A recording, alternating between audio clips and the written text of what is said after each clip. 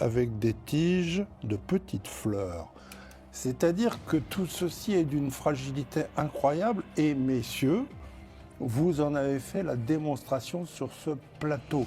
Alors, que faut-il faire quand on est un observateur, que c'est notre métier, qu'on observe la vie politique ivoirienne? Faut-il ne pas tenir compte de ce que nos yeux ont vu? Je pose la question à Jean-Paul en face de moi. Et bien sûr que nous ne sommes pas d'accord, mais nous avons vu quelque chose. Quelles leçons en tirer?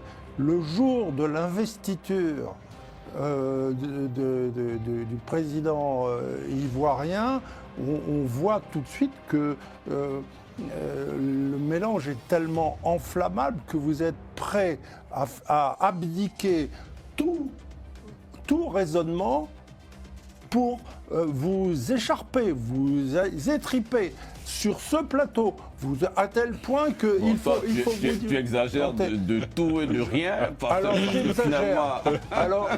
Alors j'exagère, mais n'empêche que... Tu as l'air d'extrapoler, d'hyperboliser tout en fait. Mais comment hyperboliser? C'est ce que tu es en train de faire là. Depuis le début de cette émission, j'ai adopté volontairement un ton extrêmement raisonnable. Tu as l'échange que j'ai eu avec Monsieur Bon et extrapoler, dire que, comment on appelle, imaginer cela à l'échelle de la Côte d'Ivoire. Alors je viens. Voilà. Si, pour moi c'est une image. Bon, donc après, la question, le constat, c'est intéressant. Terminé, mais on va rebondir un peu dessus. Autre illustration, je suis en train de parler et Diaby ne peut pas s'empêcher, c'est plus fort que lui, il boue. Il ne peut pas s'empêcher de me couper la parole, alors que je suis en train de faire une simple... Voilà, et là il continue, alors que je ne suis en train de faire qu'une référence littéraire, venant d'un grand cerveau, un prix Nobel de littérature, qui est quelque chose... Il découvre quelque chose, parce que je doute que Diaby ait lu Le Géant enfoui, je vous conseille de le lire, ça lui fera le plus grand bien, et il réfléchira à la question. Il découvre quelque chose parce que c'est son état d'esprit. Il est venu aujourd'hui sur ce plateau pour nous dire qu'il était heureux, mais c'est pas l'impression que ça donne. Bon, parce que si c'est ça. Attendez, mais non, est-ce que vous dites, si je reprends les propos de Jean-Yves en début d'émission, qui disait tout ça peut devenir quelque chose d'autre. Finalement, quand on vous écoute ici, c'est-à-dire une investiture, mais on a l'impression que, en fait, rien n'avance. Non mais Carlyle, clarifiez un peu, parce que ceux qui nous regardent... Mais on n'est pas en train de recoudre le tissu social ivoirien, c'est pas de ça qu'on parle. La réalité, c'est ce que moi je l'ai dit ici sur ce plateau. Le jour de l'arrestation, quand on a fait l'émission après l'arrestation d'Amana Picasse, j'ai dit après cette présidentielle, la Côte d'Ivoire doit prendre le temps de la respiration, le temps de l'oxygénation et le temps du dialogue politique. Tant que j'ai dit même dialogue national. Parce que ce qu'on révèle, ce qui vient de peut-être pour nous c'est un épiphénomène, mais en fait c'est ça la réalité. Bien sûr. C'est les Ivoiriens qui se regardent en chaîne faïence. Pas plus que ça, c'est pas un chien de faïence, les chiens de faïence ne parlent pas, ils n'aboient pas. On est dans une sorte de vaste hypocrisie en Côte d'Ivoire, nous le savons tous. Certains se taisent parce qu'ils veulent éviter je dirais, des répressions ou bien des représailles ou quoi que ce soit. On l'a vu tout récemment. Tout récemment, hein, il y a eu une tentative de coup d'État au Bénin. Pas plus tard qu'hier. Hier, effectivement. Mais on connaît cette partie des Ivoiriens qui crient Ouo.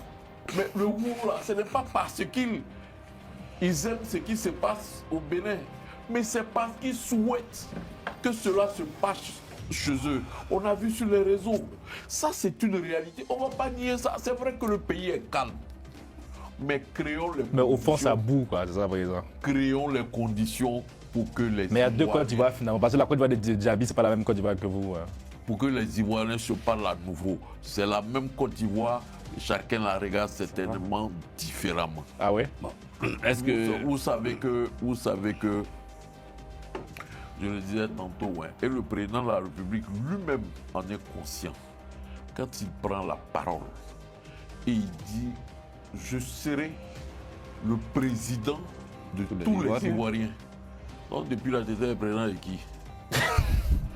À chaque investiture, il le dit. Oui, ça c'est vrai. Là, je suis justement, d'accord. À chaque investiture, justement, c'est ce que je dis. La sacralité Non, de non, ce mais mot. C'est ce que Voilà un je dis. sujet- C'est ce que je dis, cher frère Tikoura. Laisse-moi, je vais finir. Bon, Il me reste quelques secondes. fini C'est ce après, parce que c'est ce bon, je dis. ça va dans tous les sens et vraiment, ça commence vraiment à me déranger en fait. Non, mais vous êtes un homme heureux, Diaby. Cher aîné, continuez Je s'il vous suis- plaît. Ne gâchez pas vas-y. votre joie, monsieur Non, Kabel. non, parce que... Non, je veux qu'il se calme. APC, Je suis pas fâché, hein. Parce que ABC n'est pas loin. Je suis pas fâché, Non, mais c'est très intéressant. On donne la parole à Kader après. Non, non, pardon. Mais s'il te Kader n'a plaît. pas encore parlé, S'il te donc plaît. C'est ce que je disais. Parce qu'après, En je vais réalité, perdre. Bon, d'accord. si être tu le veux. il président, faut respirer un peu, Kader va parler être le après. président Je de suis pas tous- fâché, hein. être le président de tous les Ivoiriens, c'est vrai, il a dit. Mais il faudrait qu'il comprenne que c'est un engagement qu'il prend. Au-delà du fait que j'ai cité qu'il ne soit plus président du RHDP, c'est à lui, c'est lui qui est le garant de l'unité nationale. C'est écrit dans notre texte. Hein. Mais c'est dans la Constitution même. Dans la Constitution, l'article 54 consacre ce que tu dis.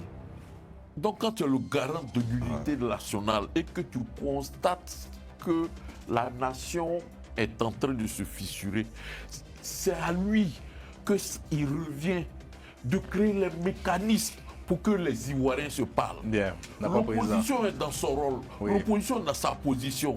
C'est à lui que le président, c'est à lui de mettre Tout sur la table. créer tous ces mécanismes-là et puis on va se reparler à nouveau. Ok. C'est ça le plus important. c'est ça. Kader, on passera à la deuxième partie de l'émission tout à l'heure après une pause. Car il faut que je parle après. Monsieur Oro, le président, je pense qu'il est bien conscient que c'est un engagement et je pense qu'il va prendre la mesure de cet engagement-là. Le slogan de la campagne du président, c'est « Pour une grande Côte d'Ivoire ». Et je pense que dans son discours, en fin de discours, il a rappelé cette volonté de construire une grande Côte d'Ivoire. Il a aussi, dans son discours, je pense la deuxième partie, il a mis l'accent sur le caractère idéologique, donc le fouettisme avec le vivre ensemble, la paix. Donc le président est bel et bien conscient que cette cohésion sociale-là est une nécessité et moi je suis certain que les prochaines décisions du président vont aller dans ce sens-là. Bon, comme M. Oro l'a dit, on a eu des arrestations qui ont été effectuées à juste titre par rapport au contexte politique, mais n'oublions pas que chaque fin d'année, il y a des décisions de grâce qui sont prises par le président. Du coup, moi, ce que je souhaiterais, c'est qu'on accorde ce bénéfice du doute-là, de cette volonté de tout aplanir, de créer une Côte d'Ivoire, comme il a dit, où on aura, côté RAGP, une élite qui est attachée, il a dit, à l'intérêt général. Donc, s'il met l'accent sur cet intérêt général, c'est parce qu'il est conscient qu'il faut tenir compte des aspirations de chacun des composants de la Côte d'Ivoire. Merci Kader. Jean-Yves, rapidement, il prend la parole. Rapidement, tout à l'heure, en fait, il y a une question qui m'est venue à l'esprit parce qu'on parlait de grandes nations. Et donc, lorsqu'on aspire à une grande nation, il faudrait qu'on mette fin à toute cette corruption, voilà, je dirais. Mais parlant de corruption, on avait aussi parlé par exemple, pour la déclaration de patrimoine. Je sais que au début de chaque mandat, normalement, je sais pas quelle est l'institution qui se charge de s'assurer de cette déclaration du patrimoine du président. Et puis à la suite de ça, est-ce que c'est possible aussi? Je pense que peut-être pour le dernier mandat du président, il va s'assurer que au sein de toutes ces institutions, que ce soit les ministres, les députés, qu'on ait une transparence et que le peuple maintenant puisse avoir le regard sur ces patrimoines pour qu'on puisse suivre. Donc, ce sont des décisions qu'il pourra prendre. Ça, c'est si, comme je le disais tout à l'heure, si le président est vraiment dans cette vision de grande nation, voici les grandes décisions qu'on peut prendre pour montrer aussi au peuple que oui, on veut avancer, on veut aller de l'avant. Donc, on va mettre beaucoup de transparence dans nos actions. J'ai appris que c'est l'émission préférée du chef d'État. Donc, il vous écoute, Jean, il va assurer vous. Allez-y. D'accord. Merci de me redonner la parole. Je voudrais donc rassurer tout le monde. C'était un jour vraiment de joie pour le RHDP aussi, pour l'ensemble aussi des Ivoiriens, parce qu'on sort d'une séquence présidentielle qui a été assez intense. Notre candidat a été élu. Aujourd'hui, il a prêté serment en tant que président de tous les Ivoiriens. Et pour rebondir tout ce qui a été dit, principalement, je ne vais pas répondre directement à mon frère Jean-Paul, mais dans la politique 2025-2030, je ne sais pas si vous avez lu le programme de gouvernement du président du parti au pouvoir, du RHDP et du gouvernement. On parle de cohésion nationale. On parle de cohésion nationale. Et pas plus tard qu'hier, l'ancien Premier ministre Patrick Archi faisait une présentation du projet de société du président de la République devant les jeunes cadres du RHDP. Il a pris l'exemple de Singapour. Je prends cet exemple-là. Après, je vais faire un parallèle par rapport à la Côte d'Ivoire. Il dit à Singapour, il y a 3 types de populations. Malais, Indiens, Chinois, mais qui sont tous typés et qui parlent différentes langues, mais ils se sont mis ensemble pour bâtir Singapour que nous connaissons. Mais Singapour a été construit avec la stabilité économique, la stabilité politique, parce qu'il y avait la paix aussi. Voilà pourquoi ce qui est arrivé à faire ce genre de développement. Et le plus loin, il a pris un certain nombre d'exemples.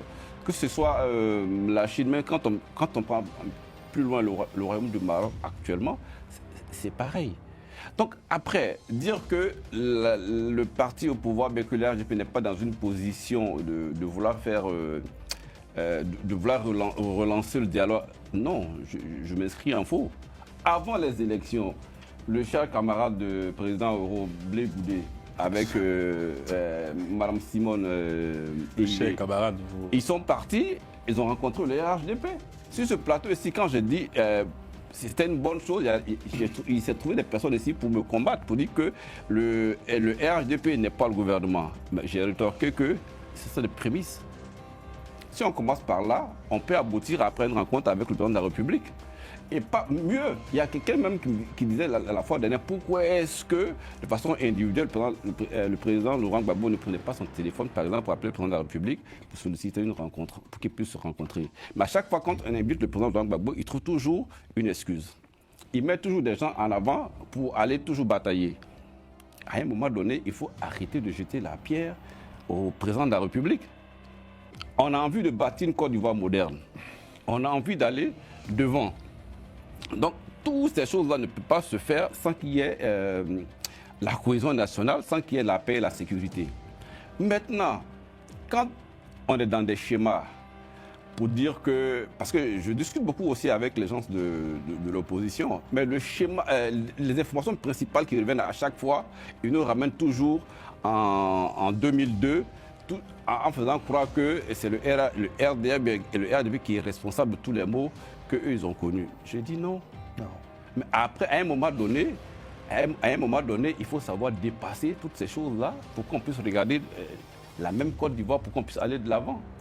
Parce que si on revient toujours, parce que l'opposition qu'il a eu tout de suite, c'est 2 positions qui sont diamétralement opposées.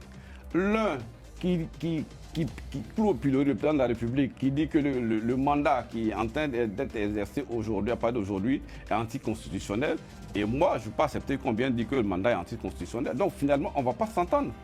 Aïe. Oui, parce qu'on ne peut pas dire que le mandat...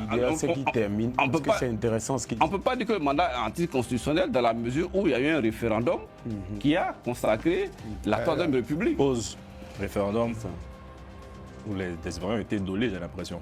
Bon, ça c'est vous qui le dites. Mais sinon, arrêtez. Arrêtez. C'est vous qui le dites. Non. Après, on peut dire que le Conseil constitutionnel a donné une autre décision, voilà. Mais c'était bien écrit. Mais c'est pas sur le grave. papier. C'est des erreurs. Non, on ne peut pas être candidat. Non. Mais après, On poursuit, c'est Après, pas- c'est le Comment non?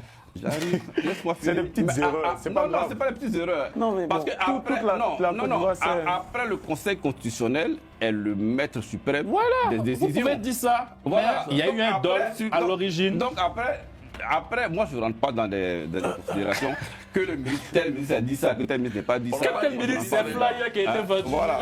Donc voilà. Donc je m'arrête. Partagez aux Voilà, gens. voilà. Moi, je vais m'arrêter sur ça. Et puis on passe à l'autre Et puis on passe thématique. à une autre thématique. Déjà, je suis d'accord avec ce qu'ils ont dit, hein, que ce soit C'est une bonne nouvelle. mes deux frères. Pardon, pour finir, il y a la haute La haute autorité de la bonne gouvernance gouvernance, ouais. qui enjoint à toutes les autorités de faire un bilan en début de mandat, en milieu de mandat et puis en fin de mandat. Bien.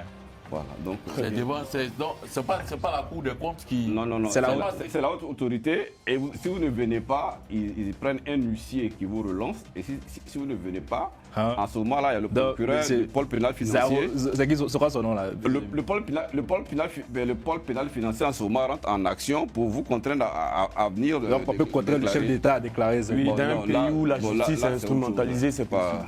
Non mais moi je Donc, suis fier si ça arrive. si je peux parler. Oui, allez. Non, c'est lui qui dirige la réunion. Mais c'est vous qui m'avez interrompu, c'est pour ça que je demande. C'est bon. Donc, je peux parler. Non, c'est bon, allez. C'est vrai? Oui, c'est bon. Très bien. Donc, comme je disais tout à l'heure, je pense qu'il n'a malheureusement pas compris la petite métaphore qui a Non. été faite tout à l'heure. Je pense pas. Je pense que c'est Il va quelque chose- lire, il va lire le genre. c'est quelque chose qu'on peut accepter, qu'on peut lui attribuer, mais je pense que les deux aînés tout à l'heure ont dit la vérité. Malheureusement, une vérité qu'il décide de cacher. Il les a rejoints plus tard et aussi les frères l'ont dit. Tout ce que nous espérons, je pense que je suis ivoirien, il est ivoirien, excepté lui, je pense qu'on est tous ivoiriens. Je Il est pense. ivoirien, Il est ça ivoirien s'appelle- aussi. Non. Bon, Ah oui, peut-être, Je peut-être, n'ai pas cet immense peut-être qu'il privilège. est ivoirien. S'il est ivoirien, tant mieux.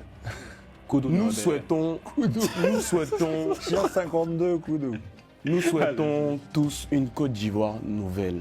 Une Côte d'Ivoire nouvelle où, moi, je te pardonne, hein, en vrai, ce que tu as fait aujourd'hui. C'est vrai qu'il en a parlé, mais je te pardonne. Nous souhaitons tous être des Côte d'Ivoire. Oui, je te parle parce que Moi aussi, bon, je te tu as pardonne. déformé des propos. Mais oui, c'est ce qu'il faut. Il Oui. faut une Côte Ah non, d'Ivoire. tu peux me pardonner. Oh, Mais eh. ça sert à quoi de débattre avec une personne qui ne veut pas Non, parler? il veut Je ne pas. comprends pas. En fait, À un moment donné, il faut arrêter. C'est ironique en fait. Non, mais c'est pas ironique. Je- Merci. Non, non, on va pas commencer. Tu as la connaissance de ta conscience, j'ai la connaissance de ma mienne. À un moment donné, Il faut terminer là. En fait, c'est un débat où il faut relever le niveau. Je veux dire, c'est incroyable. Donc, comme je disais tout à l'heure, Ouais. il faut qu'on accepte un fait. C'est que nous, les Ivoiriens, nous souhaitons que la Côte d'Ivoire soit rassemblée, Très soit bien. unie, soit en paix. Mais on ne va pas à chaque fois tuer des Ivoiriens.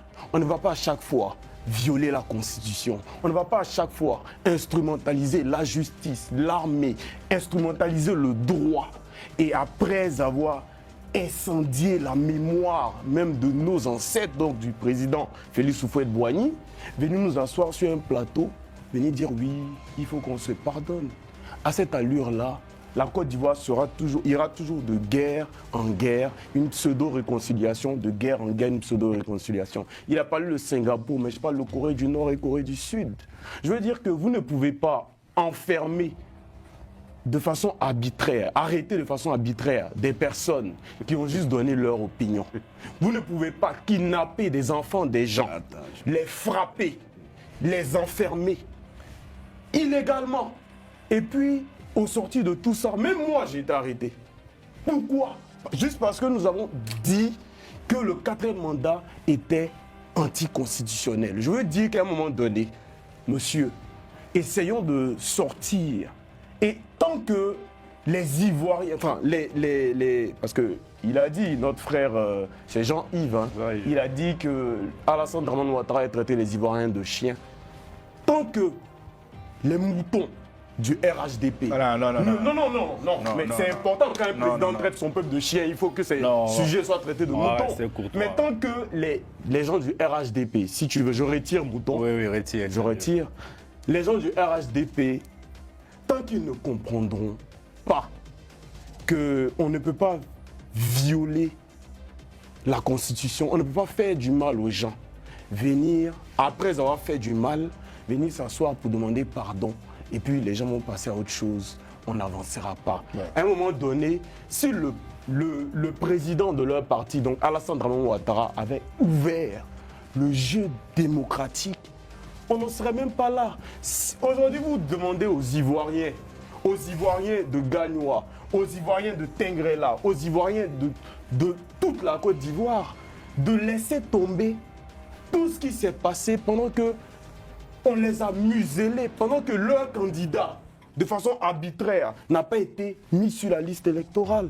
Pendant que certaines personnes qui étaient, n'est-ce pas, on va dire, on avait menti sur eux, ils ont été libérés. Aujourd'hui, le président Laurent Gbagbo a fait un communiqué. On amènera ça sur le sujet de la deuxième je partie. m'arrête sur ça. Je m'arrête sur ça. Le communiqué du président Laurent Gbagbo, c'était par exemple, j'ai été acquitté. Qui est responsable? Donc, le président Laurent Gbagbo qui a été acquitté à la Cour pénale internationale, malheureusement, n'est pas sur la liste électorale. À un moment donné, il faut qu'on comprenne que tant que vous violez certaines choses, les gens ne pourront pas vous pardonner.